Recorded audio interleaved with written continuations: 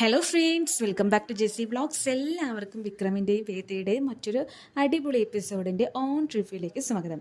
അപ്പോൾ next week പ്രോമോയിൽ നമ്മൾ കണ്ടിട്ടുണ്ടായിരുന്നു വേദയുടെ വീട്ടുകാർ, അതായത് മുത്തശ്ശിയും അമ്മയും കൂടെ വീട്ടിലേക്ക് വരുന്നതായിട്ടും വേദയുടെ വിവാഹം ഉറപ്പിക്കാൻ തയ്യാറാവുന്നതായിട്ടൊക്കെ നമ്മൾ കണ്ടു. ശേഷം അവർ പോയ ശേഷം നമ്മുടെ കമൽ വന്നിട്ട് ഇത് വീട്ടിൽ ഡിസ്കസ് ചെയ്യാണ്. അപ്പോൾ അവർ പറഞ്ഞത് കേട്ടില്ലേ, നമ്മുടെ വീട്ടിലെ എല്ലാ പ്രശ്നങ്ങളും ചിലപ്പോൾ ഇതോടുകൂടി തീരുമായിരിക്കും. നമുക്ക് നല്ല മുഹൂർത്തമൊക്കെ നോക്കാതെ നല്ല പോലെ ഒന്നും ചെയ്യാതെയാണല്ലോ വിക്രം വിവാഹം കഴിച്ചത്. അതുകൊണ്ട് തന്നെയാണ് അവരുടെ ദാമ്പത്യ ജീവിതത്തിൽ ഒരു സുഖവും ഇല്ലാത്തതും. അപ്പോൾ എത്രയും പെട്ടെന്ന് തന്നെ നല്ല ദിവസവും നല്ല കാര്യങ്ങളൊക്കെ നോക്കിയിട്ട് അവൾക്ക് വിവാഹം നടത്താമെന്ന് കമല പറയുന്നുണ്ട് കേട്ടോ. അപ്പോൾ ഈ ഒരു ടൈമിലാണ് കമല അതിന് അനുവാദം വാങ്ങിക്കണമല്ലോ സുധാകരൻ്റെ അടുത്ത്. സുധാകരനോട് ചോദിക്കുകയാണ്, അഭിപ്രായം ചോദിക്കുകയാണ്. എന്താ മാഷി എന്താ ഒന്നും മിണ്ടാത്തതും, നമുക്ക് എത്രയും പെട്ടെന്ന് ആ വിവാഹം ഒന്ന് നടത്തി കൊടുക്കാം, അവർ രണ്ടാളും സുഖമായി ജീവിച്ചോട്ടെ എന്ന് പറയാണ്. അപ്പോൾ ഇതിനെതിരെ വളരെ ദേഷ്യപ്പെട്ടിട്ട് തന്നെ പ്രതികരിക്കുകയാണ് സുധാകരൻ കേട്ടോ. സുധാകരൻ പറയുകയാണ്, നീ എന്താ കമലി ഒന്നും അറിയാതെ പറയുന്നതും അത് ശരിയല്ല, അത് ഒരിക്കലും നടക്കാൻ പാടില്ലാത്തൊരു വിവാഹമാണ്, ആ കുട്ടി ഒരിക്കലും ഇവിടേക്ക് വരാൻ പറ്റാത്ത ഒരു കുട്ടിയാണെന്നൊക്കെ പറഞ്ഞിട്ട് സുധാകരൻ പറയുന്നുണ്ട് കേട്ടോ. അപ്പോൾ കമല പറയണത്, എന്താണ് മാഷി നിങ്ങൾ ഇങ്ങനെയൊക്കെ സംസാരിക്കുന്നത്, ആ കുട്ടി ഇന്നലെ കയറി വന്നല്ലോ, എത്ര ദിവസം നമ്മുടെ കൂടെ വീട്ടിലിരിക്കുന്നു, നമുക്ക് എല്ലാവർക്കും വേണ്ടിയും എന്തൊക്കെ കാര്യങ്ങൾ അവൾ ചെയ്തുകൊണ്ടിരിക്കുന്നത്, എന്നിട്ട് പോലും എന്താ മാഷിൻ്റെ മനസ്സ് മാറാത്തതെന്ന് ചോദിക്കുന്നുണ്ട്.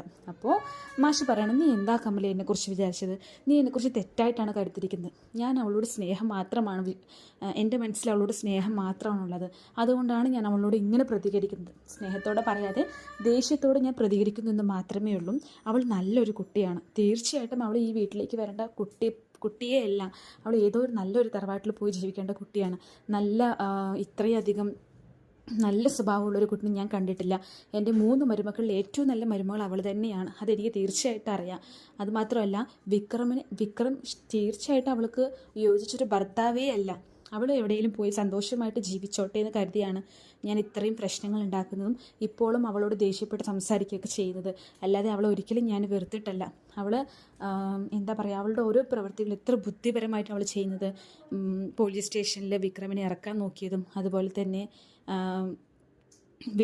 വീട്ടിൽ എന്തൊരു പ്രശ്നങ്ങളുണ്ടായാലും വീട്ടിലെ എല്ലാ പ്രോബ്ലംസും അവൾ മാനേജ് ചെയ്യുന്ന കാര്യങ്ങളൊക്കെ എന്ന് പറയുന്നത് എത്ര നല്ല രീതിക്കാണ്. അതുകൊണ്ട് തന്നെ അവൾക്ക് നല്ലൊരു ഭാവി ഉണ്ടാവണം എന്നാണ് ഞാൻ വിചാരിക്കുന്നുള്ളൂ. അതുകൊണ്ട് അവൾ എവിടെയെങ്കിലും പോയി ജീവിച്ചോട്ടെ കമല, അതുകൊണ്ടാണ് ഞാൻ ഇങ്ങനെ പ്രതികരിക്കുന്നത് പറയുന്നത്. അപ്പോൾ ഇതൊക്കെ കേൾക്കുമ്പോൾ കമല വളരെയധികം സന്തോഷിക്കുകയാണ് കേട്ടോ. നിങ്ങൾക്ക് ഇത്രയധികം സ്നേഹം ഉണ്ടായിട്ട് നിങ്ങൾ എന്തിനാണ് അവളോട് ഇങ്ങനെ പെരുമാറുന്നത് ചോദിക്കുമ്പോൾ, ഞാൻ സ്നേഹത്തോടെ പറഞ്ഞാൽ ചിലപ്പോൾ അവൾ അത് അനുസരിക്കണം എന്നുണ്ടാവില്ല, അതുകൊണ്ടാണ് ഞാൻ ദേഷ്യപ്പെട്ടിട്ട് അങ്ങനെ അവളോട് എപ്പോഴും പെരുമാറുന്നത് എന്ന് സുധാകരൻ പറയുകയാണ് കേട്ടോ. ശേഷം സുധാകരൻ കമലയോട് പറയാണ്, എന്താണ്, എനിക്കറിയില്ല, ഞാൻ പറയാനുള്ള കാര്യങ്ങൾ പറഞ്ഞു, ഇനി നിൻ്റെ ഇഷ്ടമാണ്, നീ അവളുടെ വിവാഹം നടത്താൻ വേണ്ടി എന്ത് വേണമെങ്കിൽ ചെയ്തോ, പക്ഷേ ഞാൻ ഒരിക്കലും ആ ഒരു വിവാഹത്തെ സപ്പോർട്ട് ചെയ്യില്ല എന്ന് പറഞ്ഞിട്ട് സുധാകരൻ കമലയോട് പറയുന്നുണ്ട്. ഏതൊക്കെയാണെങ്കിലും സുധാകരന് നമ്മുടെ വേദയെ ഒത്തിരി ഇഷ്ടമാണെന്നും അതോടൊപ്പം തന്നെ അദ്ദേഹം അവളെ നല്ലപോലെ സ്നേഹിക്കുന്നുണ്ടെന്നും ഈ ഒരു എപ്പിസോഡ് വരുമ്പോൾ നമുക്ക് മനസ്സിലാക്കാൻ പറ്റും. താങ്ക്